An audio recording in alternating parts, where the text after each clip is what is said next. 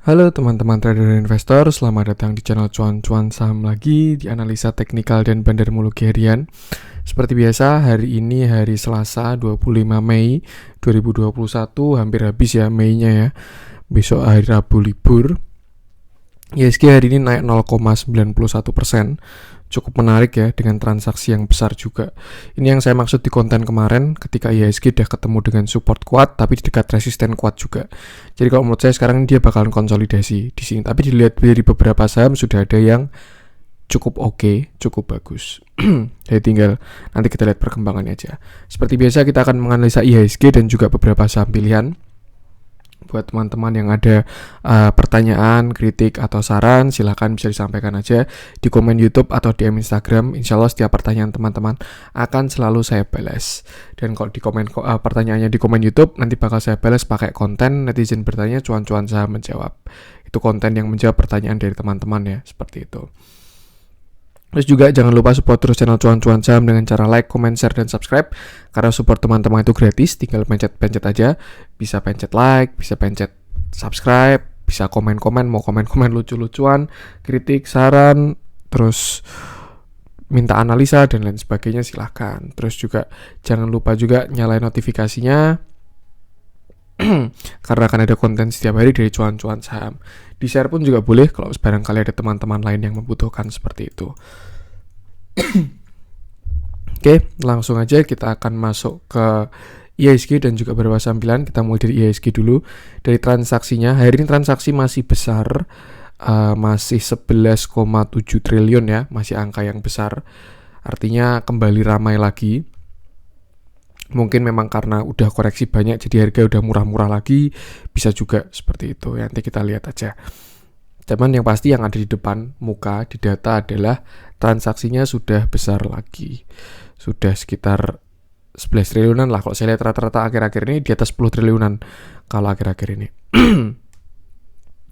Dengan foreign flow, kita masuk ke foreign flow, asing total net buy itu 408 miliar. Jadi dari kemarin sampai sekarang asing cenderung net buy ya, alias ada akumulasi di beberapa saham-saham tertentu. Tuh, cukup menarik dari pergerakan asingnya juga. Terus kalau kita lihat dari indeks dunia hampir semuanya hijau ya. Memang dapat dari bond ini, dari Tokyo, Hong Kong, Shanghai, bahkan regional hijau semua.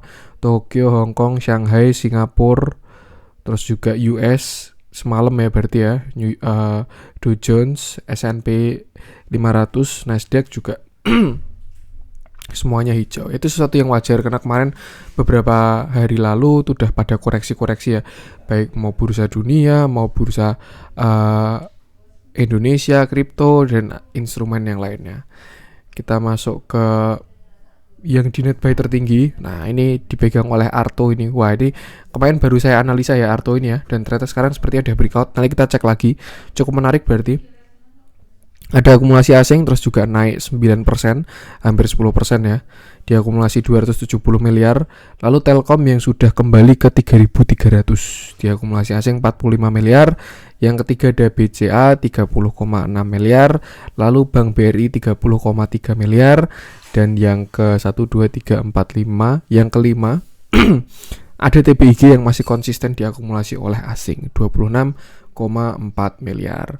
Untuk yang dijualin asing, pertama masih Pegas. Jadi walaupun hari ini Pegas ada rebound ya, dia naik 4% karena kemarin udah sampai, kemarin saya bilang target penurunan tuh 1050 dan hari kemarin udah sampai 1050, hari ini sudah ada rebound. Nanti kita analisa deh, boleh. Tapi asing masih jualan ya, 76 miliar. Lalu kedua ada Astra 34 miliar dan yang ketiga ada Bank BNI 26 miliar, lalu keempat ada BTN. Oke, sebelum masuk ke beberapa saham pilihan, kita masuk ke IHSG dulu.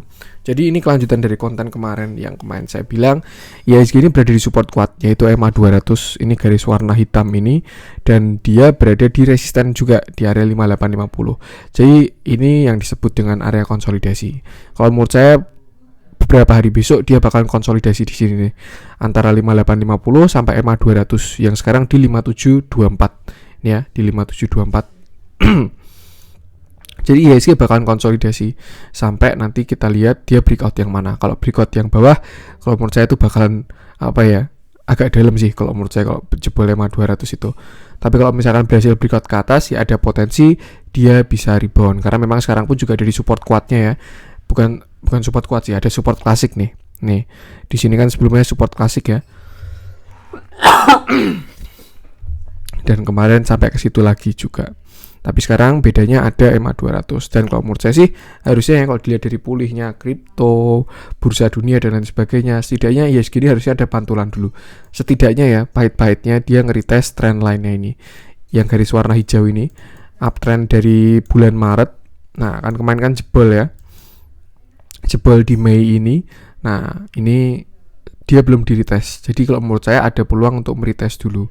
Nanti kalau ketika udah retest, kita lihat dulu apakah dia berhasil kembali lagi atau jebol ke bawah itu.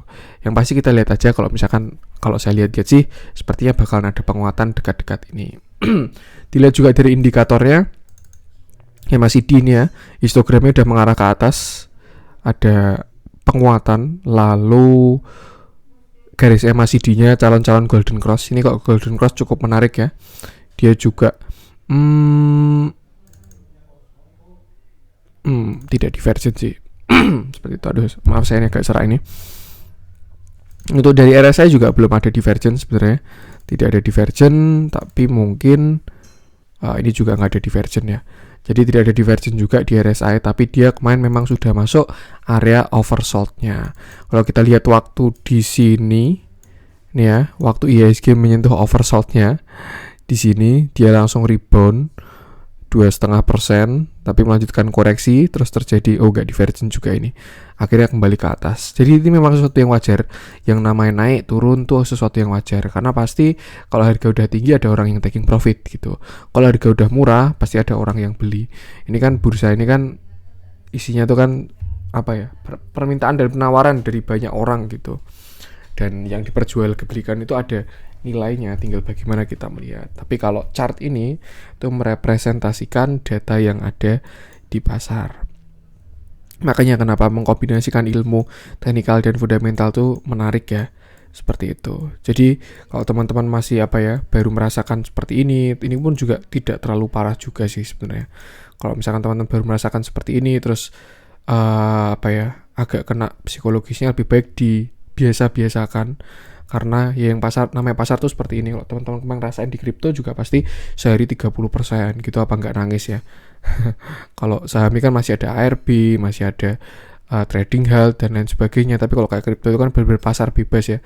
Kalau dikendaki untuk turun ya turun, kalau mau pembelinya pada naik ya pada naik, seperti itu. Tuh.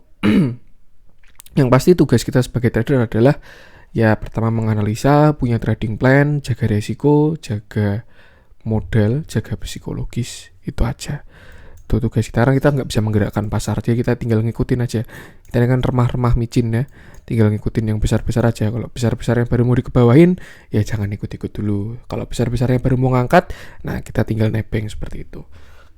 Membacanya gimana? Nah, makanya kenapa ada analisa teknikal, fundamental, bandarmologi dan lain sebagainya itu digunakan untuk itu.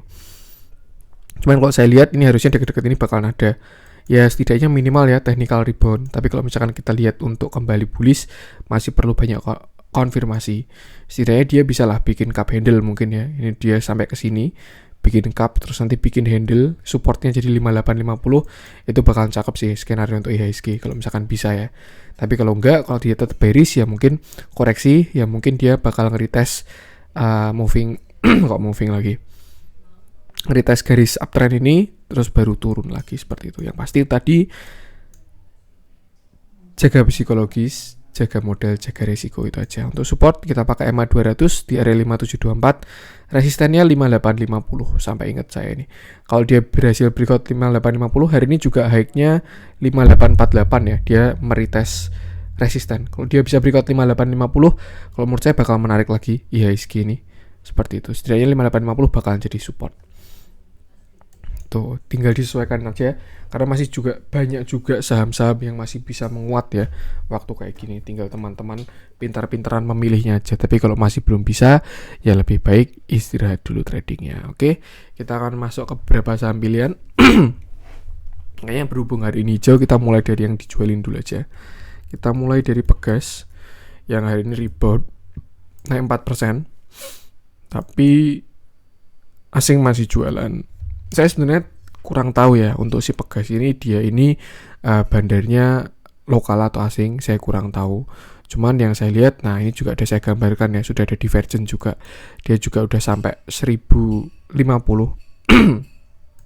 Itu waktu itu saya analisa di sini, ini support waktu dia jebol ini ya, area demand ini yang kotak warna pink ini. Saya bilang area demandnya Pegas ini selanjutnya di area 1050, itu bakalan lebih aman kalau belinya di sana. Dan ternyata dia udah rebound dari 1050. Candlenya pun tidak terlalu bagus ya, tapi ya cukup lah untuk reboundan ini. Kalau dari tanda-tandanya memang sudah pertama ada terjadi divergent ya. Nih, harga arahnya ke bawah, tapi RSI arahnya ke atas. Tuh, cukup menarik. Kalau dilihat dari akumulasi distribusi, hari ini terjadi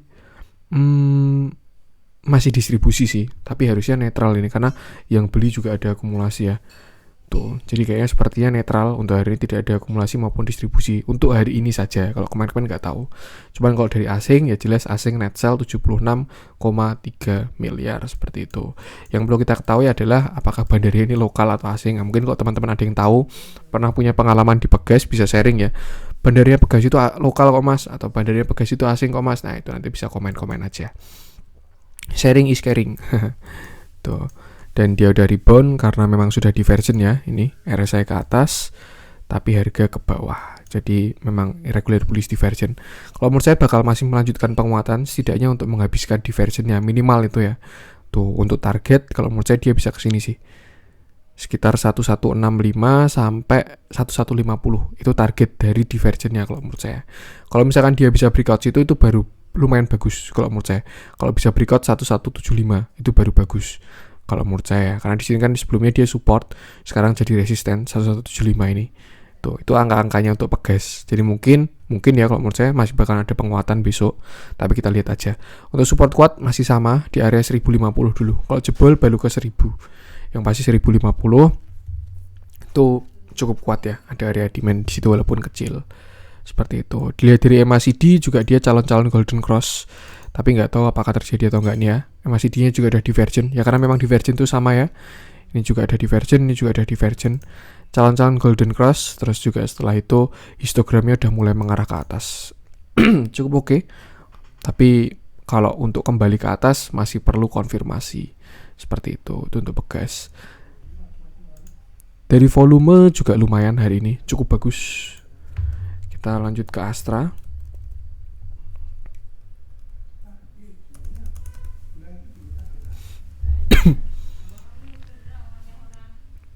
Ini Astra closing di harga 5075, dekat dengan support kuatnya di area 5000 ya.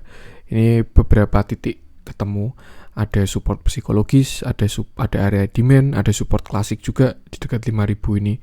Sebenarnya resiko cukup kecil di sini, dia udah terjadi divergent juga. Nah, ini biasanya nanti tiba-tiba besok langsung 3%, 5% seperti itu. Cukup menarik untuk si Astra ini kalau misalkan kita lihat ya. Dimana saya lihat divergentnya ada di sini nih. Nah, ini ya. RSI-nya dia udah cenderung ke atas,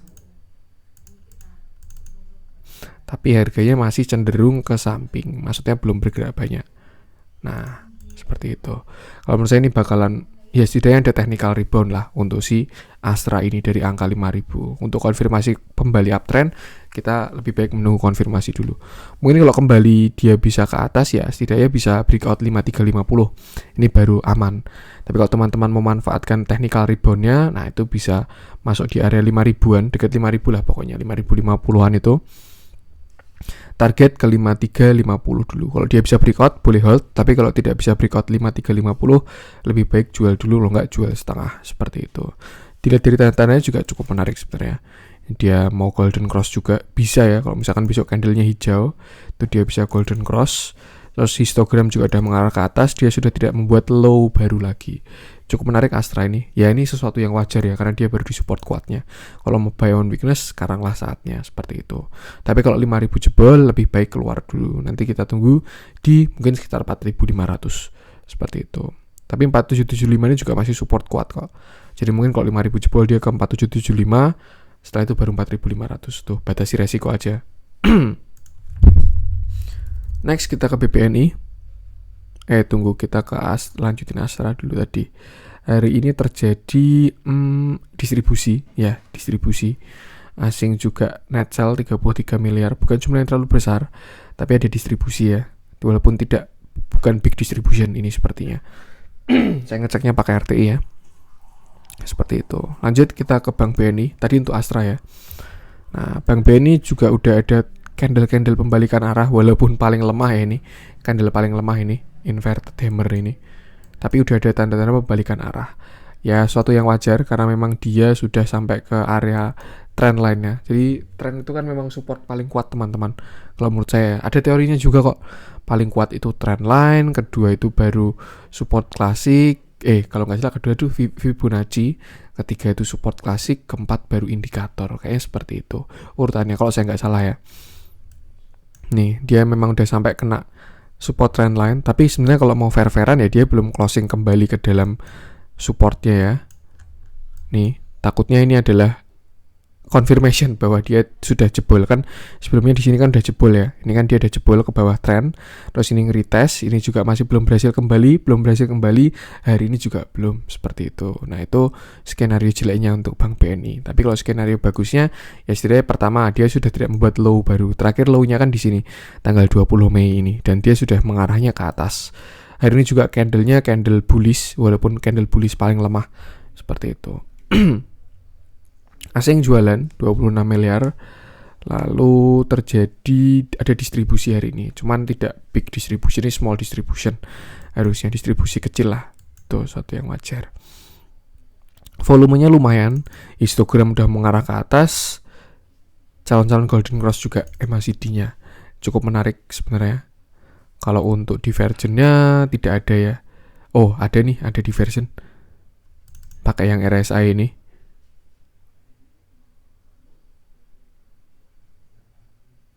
Ini dia cenderung ke bawah, dari sini sampai sini. Dia cenderung ke bawah, tapi RSI-nya ke atas. Nah, dan cukup besar ya, divergennya panjang. Ini cukup menarik. Nanti biasanya kalau technical rebound lebih kuat daripada yang divergennya kecil-kecil. Seperti itu. Cukup menarik Bank BNI ini. Ada divergennya tadi. Jadi artinya downtrend ini semakin melemah. Trennya ke bawah ini semakin melemah. Dan opsinya tinggal 2 ke samping kalau nggak ke atas. Tuh. Area base entry berarti ya sebenarnya di sini sekitar 5.200 sampai 5.275 sampai 5.300 lah, masih oke. Tuh. Untuk stop loss ya bisa taruh di bawah sini. Ini kan low-nya terakhir 5175 ya, bisa taruh di bawah 5175, misalkan 5100 atau 5150, itu stop loss bisa di situ. Untuk target kalau menurut saya dia bisa ke sini dulu sih. Minimal ya ke 5550 itu targetnya. Target terdekat itu juga resisten tuh 5550 ini. Kalau bisa breakout baru cukup menarik karena dia juga udah jebol EMA 200 juga. Seperti itu. Itu untuk Bank BNI. Lanjut kita ke Bank BTN. Yang sebenarnya ada katalis lumayan oke ya. Hari ini kan diumumkan lagi suku bunga ini.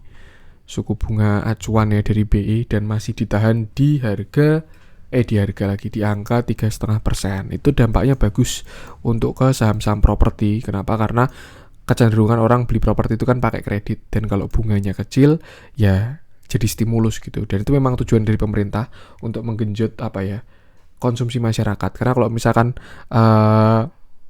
bunga itu besar, orang-orang kaya itu lebih suka nyimpan uangnya itu di bank gitu. Nyimpan di bank, deposito, obligasi dan lain sebagainya karena bunganya itu besar. Nah, itu biasanya dilakukan ketika terjadi inflasi. Peredaran uang terlalu banyak, terus dinaikkan suku bunganya biar uang-uang tuh kembali ke bank lagi. Tapi di masa kayak gini ketika orang-orang yang belanja sedikit, butuh daya beli masyarakat dan lain sebagainya, kan udah lama ini suku bunganya ini ditahan di 3,5% tuh.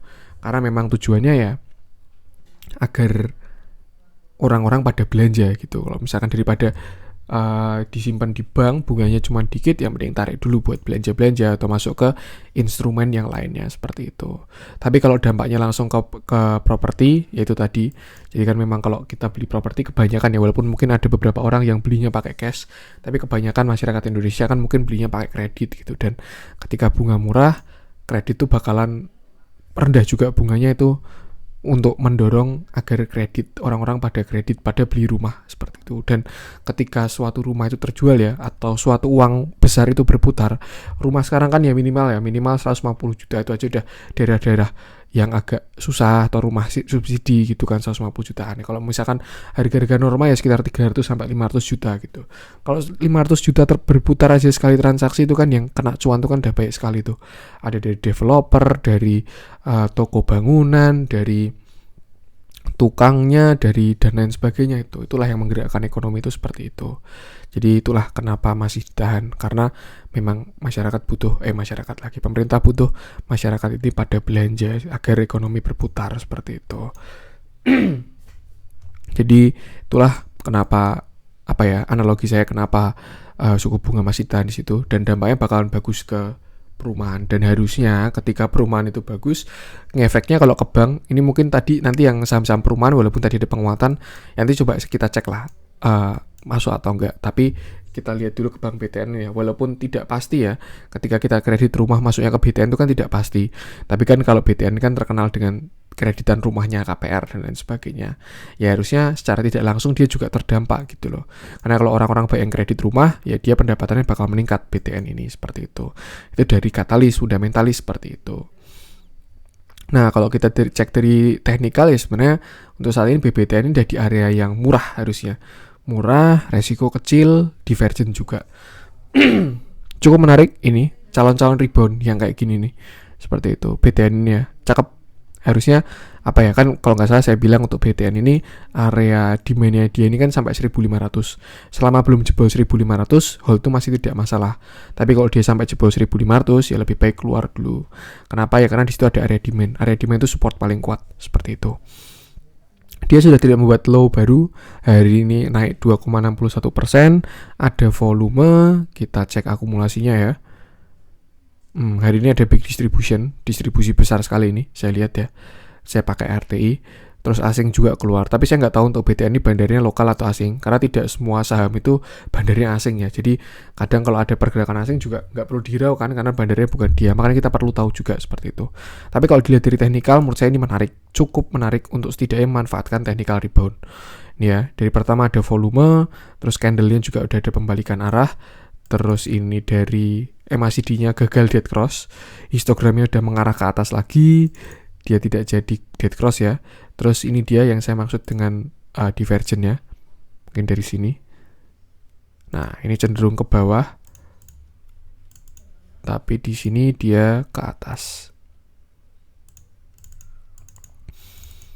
Seperti itu. Koreksinya pun juga volumenya kecil-kecil. Waktu hijau volumenya besar, waktu merah volumenya kecil-kecil. Biasanya cakep yang kayak gini tanda-tandanya ya. Atau enggak setidaknya nanti ketika pasar rebound, dia reboundnya paling cepat biasanya. Cuman nggak ada yang tahu, saya pun juga bukan dukun. Jadi kita harus tetap punya yang namanya asuransi. Asuransinya apa? Asuransinya stop loss. Stop loss di mana? Taruh stop loss di bawah 1.500. Itu kalau menurut saya aman, resiko juga kecil juga. Misalkan besok pagi kita HK 1580, stop lossnya di 5% sih ya, lumayan gede. Ya kalau nggak minimal kita antri di sini lah 1535 atau 2%-an doang kan masih lumayan oke. Untuk target kalau menurut saya kesini dulu deh. Sekitar sini nih. Sekitar 1665, 1650 sampai 1665. Itu target 1. Kalau dia berhasil breakout, dia bisa kesini 1700. Kalau masih lanjut, dia resisten selanjutnya di 1740. Kalau dia bisa berhasil breakout 1740, bakalan cakep sekali BBTN ini. Yakin saya. Tuh. Untuk Bank BTN ya. Secara teknikal dia juga udah murah kok, karena dia udah koreksi ke area demand-nya lagi. Seperti itu. Itu untuk Bank BTN. Next kita lanjut ke yang dibeli asing. Kita mulai dari Arto yang kemarin kita analisa, dan saya yakin hari ini udah breakout. Ini bagus sekali sih harusnya untuk Arto ini ya. Arto abang jago. Mungkin gojek-gojekan lagi nih. Goto-gotoan ding, Gojek Tokopedia ya, Goto. Nah, kemarin kan kita analisa waktu dia baru satu candle ini ya.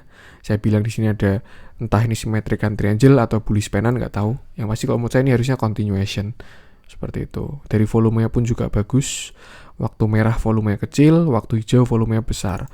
Masih dia udah golden cross. Dia juga udah koreksi juga MACD-nya. MACD-nya udah golden cross, histogramnya sudah ke atas, sudah bagus juga.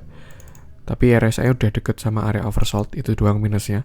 Seperti cuman nggak masalah ya sebenarnya kalau misalkan saham uptrend itu juga masih bisa bertahan terus di area oversold. Cuman tugas kita adalah kalau nanti udah kelihatan yang namanya divergent, lebih baik keluar dulu. Kayak misalkan contoh ini ya, nih, ini kan dia kan ada divergent waktu di sini nih, untuk Arto ini ya, nih dia di sini turun, tapi di sini harga naik.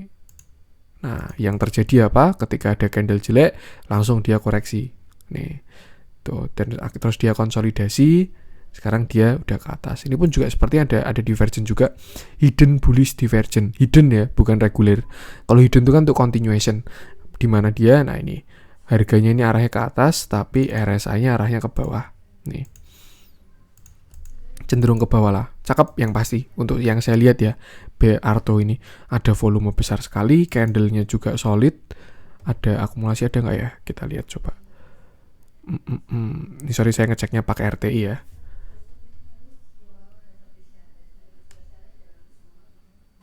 Oke, hari ini malah ada distribusi, tapi ya nggak masalah juga sih itu. Ada distribusi dari broker KI ya, itu. Tapi kalau dilihat dari buy technicalnya, oke sih harusnya. Dia juga breakout dari symmetrical triangle ini, seperti itu. Target ya kalau dia bisa breakout all time high ya sky is the limit gitu. Minimal kalau misalkan pakai double bottom ini ya targetnya sesuai double bottomnya nih lah, setinggi ini ya.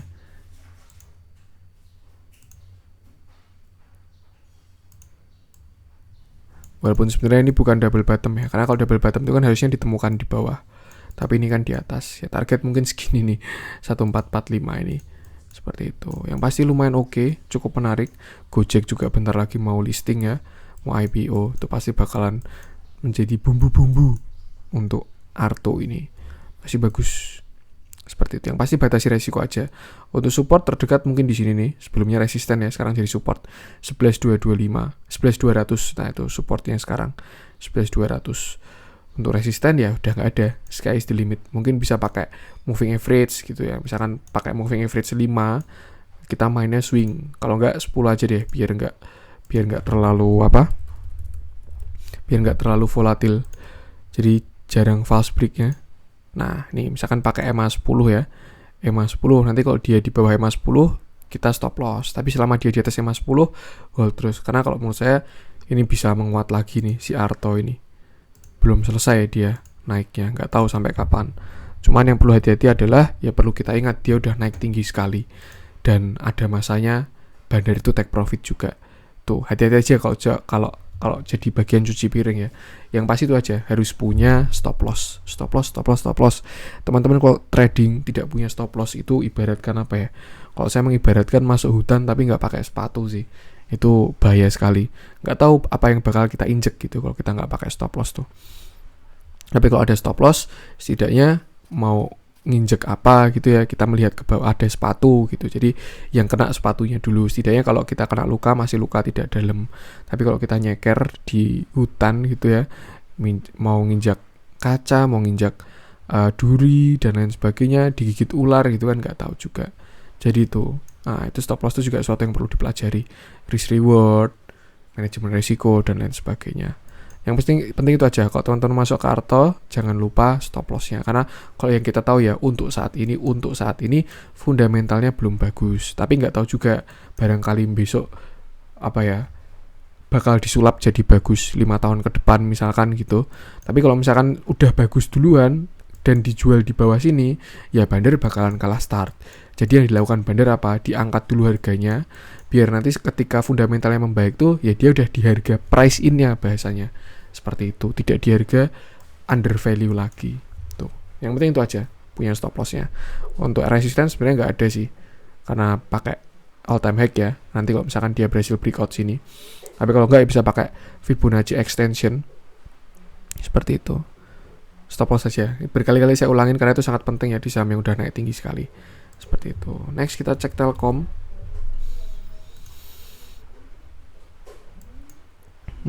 Telkom ini baru berusaha breakout 3330 ya, area demand-nya ini di 3300 ini. Cukup menarik, dia waktu naik volumenya besar, tapi waktu turun volumenya kecil-kecil. Cuman hari ini volumenya juga kecil juga ya, di bawah rata-rata. Tapi kalau kita lihat dari histogram masih mengarah ke atas, MACD juga masih mengarah ke atas. RSI pun juga mengarah ke atas, sudah ada divergent kuat nih. Ini yang saya maksud dengan divergent kuat ya. Dia mengarahnya ke atas sekali, tapi harganya cenderung ke samping. Yang terjadi apa? Nih, Telkom naik 4,75%. Ini sesuatu yang gila loh. Sekelas Telkom tuh naik 5%-an gini. Butuh effort banyak itu. Kalau misalkan saham-saham gorengan mau arah 7 hari 7 malam aja saya tidak terkejut ya. Tapi kalau Telkom gini naik 4%, 5%, blue-chipan itu pasti ada sesuatu di dalamnya gitu. Volume bagus waktu kemarin ini. Tuh, PR-nya itu aja sih. Nah, mungkin ini juga dia bisa aja udah breakout ya. Karena high-nya dia hari ini 3320. Oh, belum berarti. Tuh, 3330 lah amannya itu. Nah, sekarang dari 3300 ya. Dan sepertinya 3300 ini udah breakout harusnya. Dia breakout terus retest seperti itu mungkin. Yang pasti kalau untuk masuk sekarang kalau menurut saya lumayan oke karena dia di dekat area demand juga. Ya harapannya dia udah breakout. Kalau mau tunggu aman ya tunggu breakout dulu, habis itu baru retest. Itu bakalan lebih aman. Kalau sekarang masih biasanya banyak noise lah, banyak bias. Tidak tahu seperti itu. Yang pasti batasi resiko aja. Punya stop loss. Stop loss kasih aja 2%-an karena sekarang masuk di support kan. Kasih stop loss 2% atau 3% dari angka kita entry. Seperti itu. Selama masuknya di support. Next, BCA BRI kemarin udah ya. Kita cek yang lain aja. INKP mungkin. Hari ini ada akumulasi asing juga. Kemarin ada yang request juga INKP. Sekalian di sini lah ya. Ini kemarin berarti technical rebound doang ya. Waktu di sini nih. Yang waktu dia naik 9%. Padahal naiknya bagus loh itu. Ada volume, ada akumulasi juga. Tapi ternyata technical rebound juga doang. Karena dia habis divergent juga ya. Nih, inilah kekuatan dari divergent. Itu menurut saya salah satu pilar penting dalam trading ya. Divergent itu penting sekali. Kalau teman-teman mau belajar trading, menurut saya poinnya itu ada 4. Kalau masalah teknis ya, di luar dari kalau masalah diri itu ada 3. Yang pertama itu trading plan, yang pertama itu metode, yang kedua money management, yang ketiga psikologis. Itu untuk diri kita sendiri. Tapi kalau masalah teknis itu ada 4. Pertama itu support resisten, kedua itu trend, ketiga itu divergent, keempat Fibonacci. Itu kalau 4 hal itu udah bisa, wah itu udah enak itu. Tinggal kombinasiin volume sama akumulasi distribusi. Tuh udah oke setupnya lah. Nah, kita kembali ke INKP. Kalau kita fair-fairan ya sebenarnya dia udah jebol dari area pink ini ya, area demand-nya dia. Tapi sempat juga dia jebol sampai ke sini nih, di sekitar 7.600. Tuh, waktu kemarin 11 September ya. Tuh. Kalau misalnya kita lihat juga sebenarnya di sini ada kotak lagi harusnya ya. Ini ada kotak lagi. Area konsolidasi lagi dia. Nah, di sini nih. Tuh. Saya bikin kontak yang ini sebelum dia breakout. Tuh, dan sekarang dia berada di tengah-tengah ya. Jadi mungkin dia merespect atas bawah, atasnya jadi resisten, bawahnya jadi support. Seperti itu. Dan baru di tengah-tengah memang. Ini kan sebelumnya resisten sekali ya di sini nih. Kelihatan dia gagal breakout di sini. Artinya angka 8175 ini jadi support. Jadi resisten sebelumnya di sini, sekarang jadi support. Dan dia tepat berhenti di 8175. Seperti itu. Kalau dilihat dari tanda-tandanya, divergennya belum ada sih. Kalau kita pakai yang ini sih belum ada karena masih ke bawah. Tapi kalau kita pakai yang ini sudah ada dan divergen besar juga. Tuh. Ini ya, ini dia ke bawah, tapi ini dia ke atas. Nah, kalau mau pakai divergen ya tunggu satu candle bullish. Entah nanti bisa pakai harami atau engulfing. Kalau engulfing sih biasanya udah ketinggalan banyak ya. Mungkin harami itu biasanya bullish harami, atau nanti ada hammer atau ada apa. Itu biasanya nanti dia ketekuk terus jadi divergen ya. Terus ada reboundan, technical rebound seperti itu biasanya. Tuh, jadi kalau untuk sekarang biarkan bandar aja yang melakukan gitu kalau mau spec buy. Kalau teman-teman menurut saya masih terlalu riskan sih. Dia belum kelihatan bottomingnya. Tapi kalau sekarang memang udah di support. Seperti itu. Kalau mau support kuat ya di sini harusnya di 7100 ini, tapi lumayan dalam juga ya. Lebih baik wait and see dulu aja kalau untuk INKP ini kalau menurut saya, tapi bebas teman-teman juga. Ini juga bisa juga dia kemarin retest EMA 200 ya. Seperti itu. Tapi kalau teman-teman udah punya barang ya, kalau mau cut loss ya silahkan, kalau mau hold ya silahkan, kalau mau average down harus dicari support kuatnya di mana baru average down di situ biar nggak boncos ya. Itu untuk INKP. Next kita masuk ke Tekim kali ya. Tekim udah hijau hari ini. Ini adiknya INKP ini, lebih liar dia. Capital gainnya lebih besar, candlenya lebih panjang. 30%, 30 menit. Nah, ini cukup menarik. Si Tekim ini belum, sepertinya udah jebol sih. Sepertinya ya. Kemarin dia udah jebol, hari ini tidak mampu kembali. Histogramnya juga mengarah ke bawah, dia habis dead cross. Jadi kalau menurut saya ini candle hijau tipuan sih ini harusnya ya, nggak tahu juga tapi karena ini di sini kan supportnya ya, saya nariknya tepat 9325, dia closing sekarang di 9300 tuh, artinya kemarin udah breakout, sekarang retest dan sudah gagal kembali seperti itu. Ini juga lebih baik wait and see dulu aja, karena kalau dia udah konfirmasi jebol dari area demand ini agak dalam ini turunnya si Tikim ini, mungkin support selanjutnya di sini nih, sekitar sini dah 8.500 sampai 9.000 itu support terdekatnya. Jadi kalau mau aman bisa tunggu di angka tadi 8.500 sampai 9.000. Karena kalau kita lihat dia udah dead cross, histogramnya udah ke bawah. Tapi kalau yang bagus ya ada divergent doang ini. Nih ya, nggak tahu juga nanti bakalan gimana nih. Arahnya ke atas 50-50 sih.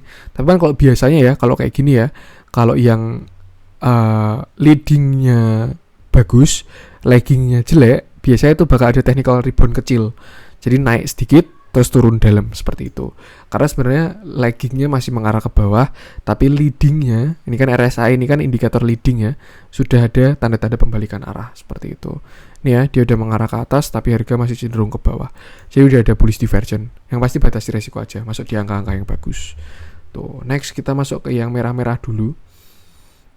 Lucy masih turun 6%. Kemarin udah saya bahas tuh Lucy itu. Intinya bukan analisa sih, tapi nasihat. Cuman memang itu penting sih untuk kita semua ya. Bisa lihat aja di video kemarin kalau mau tahu untuk yang Lucy itu. Yang merah-merah apa ya? Era kayaknya kemarin dekat-dekat udah saya bahas. Zing udah nggak ARB. Unilever kurang ada yang menarik kalau menurut saya yang di top losersnya ya. Kita masuk ke top gainer saja karena udah 30 menit juga. Ini masih didominasi sama grup Lipo juga sih ini. Karena Lipo kan juga kemarin ada afiliasi atau ada hubungan dengan Gojek ya. Pokoknya sekarang tuh semuanya serba digital, serba Gojek, itu auto bullish lah itu ya. Yang main Gojek beli sahamnya MPPA. Nah, MPPA itu kan dibeli Gojek tuh. Dari harga 50 sampai 1000 itu gila sekali itu. Tuh, kita cek apa ya. Nah, kayaknya nikel-nikelan aja lumayan nih. Ya, kita bahas nikel-nikelan aja. Karena nikel memang sudah rebound kemarin. Kalau nggak salah malam ini naik 2%-an nikel tuh. Jadi kayak memang ya sesimpel itu teman-teman untuk trading saham komoditas. Makanya kenapa saya masih melihat kok apa ya. Ini kita mulai dari Antam. Makanya kenapa saya masih berharap banyak sama batu bara. Karena harga batu bara itu sudah bagus, sudah tinggi. Tapi harga-harga sahamnya itu belum pada jalan. Tuh. Nah, tinggal dicari aja yang diakumulasi paling besar siapa. Nah, itu nanti biasanya paling liar dia larinya. Paling enak capital gain-nya. Itu kalau menurut saya sih, tapi nggak tahu juga ya. Mungkin sampai akhir tahun sih untuk batu bara ini. Siklusnya ya. Nanti ketika saham-saham naik, karena kan akhir tahun ada window dressing, terus juga nanti musim salju Cina itu kan konsumsi batu bara semakin besar lagi dan harganya harusnya bisa lebih tinggi lagi. Kita lihat aja yang besok seperti apa. Kita mulai dari Antam. Setelah kemarin dia koreksi, hari ini ada candle pembalikan arah walaupun paling lemah ya ini inverted hammer ini. Dari MACD masih mengarah ke bawah, histogram juga masih mengarah ke bawah, RSI udah ada pantulan. Seperti itu. Ya, mungkin dia bisa aja nge-retest. Kalau by technical kita bisa lihat dia habis nge-retest downtrend-nya ini ya, yang warna biru ini.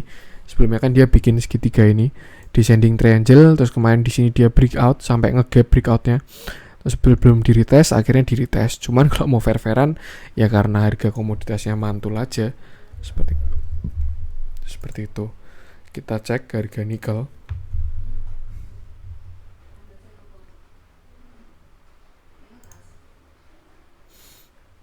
Kemarin berarti kita pakai candle harian.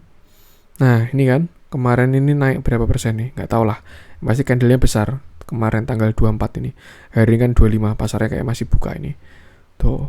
Dia juga berada di area demand-nya lagi, cukup menarik sebenarnya untuk si nikel ini. Artinya dia udah rebound. Ini kan kemarin juga engulfing ya berarti ya, bullish engulfing, harusnya lanjut ke atas ini, tapi kita lihat aja. Ada tanda-tanda pembalikan arah lagi sih dari si nikelnya ini. Nah, tinggal kita cek aja harga-harga sahamnya. Kalau misalkan dia nggak jadi ke bawah, bisa juga kok tiba-tiba besok golden cross gitu ya, bisa juga seperti itu. Dan tugas kita tinggal cari entry yang bagus saja.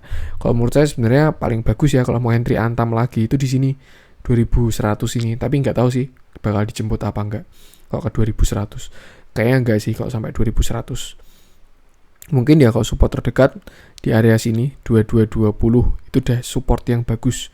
2220 itu area 2200 lah. Tuh 2200 sampai 2300 kalau menurut saya masih area buy. Yang penting pasang stop loss saja. Kalau enggak ya masuknya nyicil aja di bawah 2400 lah, nyicil sampai 2100. Misalkan kalau di 2400-an beli budget 20%. Nanti kalau ke 2200 beli budget 30%. Kalau sampai ke 2100 masukin 50% yang kayak gitu biar average-nya bagus. Tapi kalau misalkan nggak kejemput sampai bawah ya udah tinggal muatannya berapa bawa naik. Nanti ketika dia breakout sesuatu average up kayak gitu aja. Jadi itu memang perlu juga. Ini untuk Antam mungkin strateginya seperti itu. Yang pasti karena saham komoditas lihat harga komoditasnya aja. Kita lanjut ke Inco, temennya yang diakumulasi asing juga ini, Inco ini. Tuh. Setelah kemarin dia naik tinggi ya, terus harga nikel koreksi, ini juga ada tanda-tanda rebound lagi. Nggak tahu juga tapi harus nunggu konfirmasi. Dia rebound dari supportnya juga. Ini di area 4560. Walaupun kemarin sampai tembus ke bawah ya, tapi dia udah dari rebound. Hari ini pun juga dari rebound. Cukup menarik, tapi dia tidak berhasil berada di atas EMA 200. Tuh, kalau kita lihat sejarahnya sih, Inco ini tidak begitu lumayan respect ya sama EMA 200. Jadi tidak tahu juga nanti. Cuman ya tadi yang teman-teman ingat ya, indikator itu kan tidak terlalu kuat support resistennya, lebih kuat area demand, area supply seperti itu. Tuh. Resisten terdekat di sini berarti 4830 atau target di situ kalau misalkan dia melanjutkan penguatan ya. Dilihat aja malam ini apakah harga nikel gimana. Kalau menguat ya besok berarti hari Kamis ya masih bakal menguat sampai Jumat. Tapi kalau harga nikel tidak bisa menguat ya mungkin bakal lanjut koreksi dan hari ini adalah technical rebound seperti itu sama kayak Antam tadi. Supportnya ya sekitar sini 4500 itu support dia. Resisten di 4830 seperti itu. Sama kita cek tins lanjut yang mirip-mirip juga ya. Nah ini dia berada di area demandnya sekali. Candlenya sih sebenarnya kurang bagus ya candlenya karena shadownya panjangan ke atas. Histogram juga masih ngarah ke bawah. Volume juga tidak terlalu besar. Tadi sebenarnya udah bagus di sini, dia udah pantulan 2%-an, tapi ternyata closingnya jelek ya, jadinya seperti ini doji. Kalau teman-teman konservatif ya lebih baik tunggu konfirmasi aja satu candle lagi. Tapi kalau teman-teman agresif ya tinggal masuk aja. Selama dia masih bertahan di atas 1500 kalau menurut saya itu masih oke untuk sit-in sini. Tapi kalau sampai jebol 1500 wajib exit itu aja. Tuh.